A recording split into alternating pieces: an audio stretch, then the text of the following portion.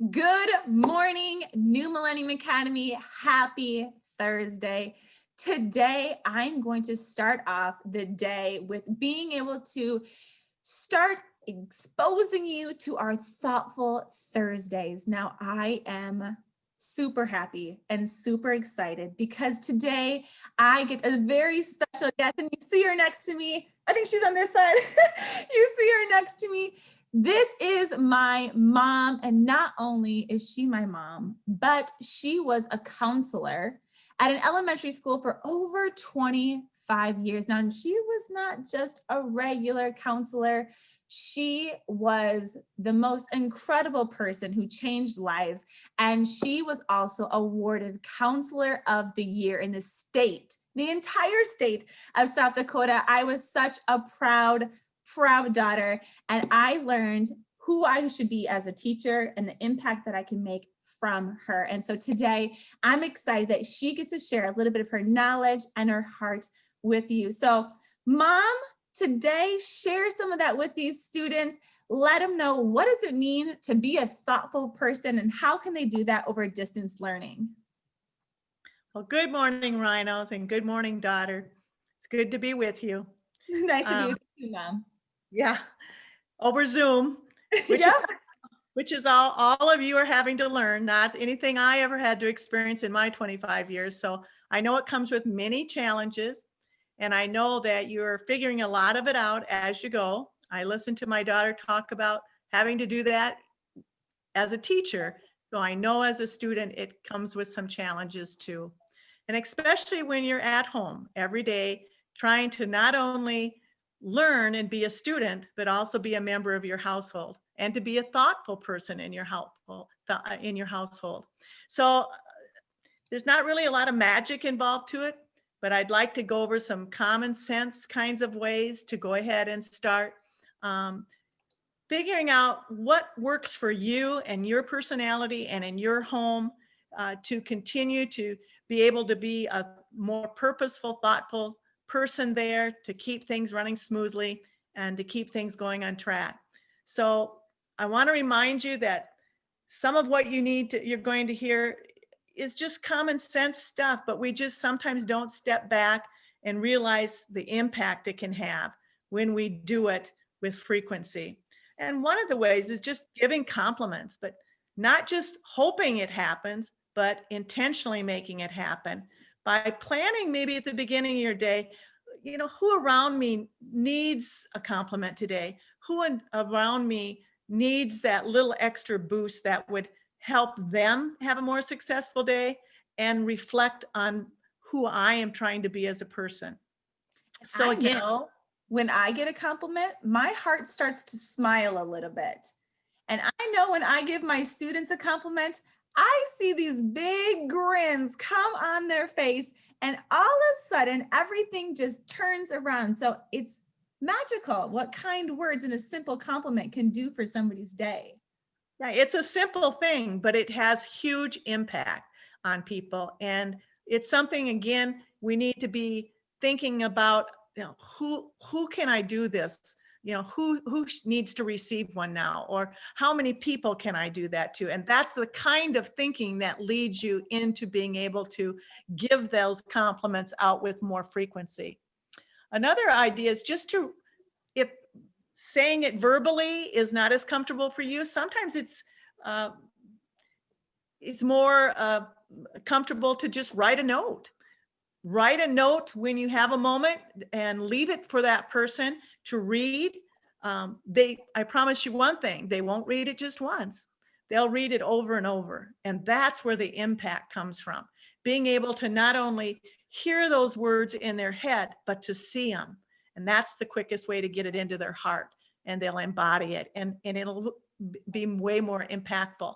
And think of putting the compliment verbally with that written. You've really got a double whammy going then. And again, very short, very quick to do, free, costs nothing, and can really change your life and their life.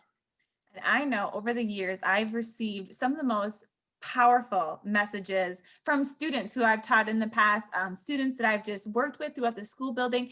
And I still have those from 7, 8 years ago that I read and go back and share. And right now, we can't give each other physical notes, but we have a special thing called email. And every single teacher and every single student in New Millennium has one. And that's a quick, easy way to connect and let somebody know that you're thinking about them. And you can leave those notes to the people in your house. They're right there around you all the time. And probably more than anybody else, they need it, because those are the people we generally take for granted the most, the people we're around the most, people in our own homes. And Jenna has those notes from the short a time she's taught. I can go back and still have notes from 25 years of being a counselor. So they do carry a lot of weight. And that's an important habit to get into. When you are connecting with someone and talking or listening, it's really important how you present yourself in doing that. And that's why eye contact and a smile, a genuine smile that comes out of your heart, is important, because people can feel that. They can feel that this person is really giving me their all. The smile is genuine, the eye contact is there, and that shows thoughtfulness. So I want you to remember that if that's uncomfortable for you, work on it in baby steps. Just work on a little longer eye contact, a little bit longer smile, trying to feel more genuine when you do it, and it will become more natural for you. I'm waiting for you to add something. I was smiling the whole time. Okay, eye contact. He added it. I was just trying to model that to the students. So I was just trying to make sure everybody could just see through my actions. All right. Yeah. So is using manners, those please and thank you, those words that we kind of overlook, but have such a powerful meaning to them. Yeah. And especially when you guys are in your homes every day learning, that can be, again, like I said earlier, the people you take for granted the most. And so again, using those manners and staying in that habit of just those short, quick little words can really make everybody feel more comfortable and more pleasant, and the attitude stay more positive. And that's a important key for you to keep being successful as a student, keeping that positive attitude. And I think the next two kind of hand in hand. Helping keep things clean is a good way to show a good deed or a kind thing to do in your house. We might have lots of brothers and sisters, but trying to help our part of keeping our area, our room, where our school supply stuff clean is super helpful to mom and dad, and also helpful to yourself and maybe some of your other brothers and sisters who are trying to learn at home. Yes, it helps you to stay organized. It helps your house to stay organized. It helps develop those good habits. And again, especially if you're an older person in the family, helping those younger ones pick up those good habits in order to be successful in their own school life. That would be a very positive thing. But don't always have to have good deeds be something that people know exactly who did it and when they did it. I think another way to show thoughtfulness is to do a good deed and do it without them even knowing you're doing it.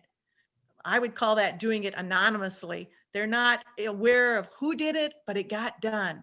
And they'll figure out by those after a while, oh, she did that for me. Oh, but you didn't go around bragging about it. You just did it. It needed to be done. And that's a good deed that comes from your heart. Those are the best good deeds of all.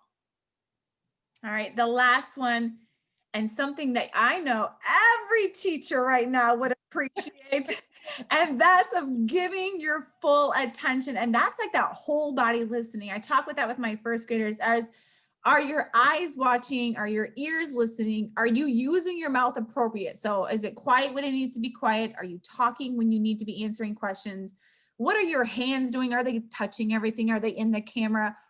And yeah. Body doing? What is giving that full attention, that whole body listening? And teachers, I'm here. I'm trying to push for this. So students, this is a great way to show that you're being thoughtful to your teacher.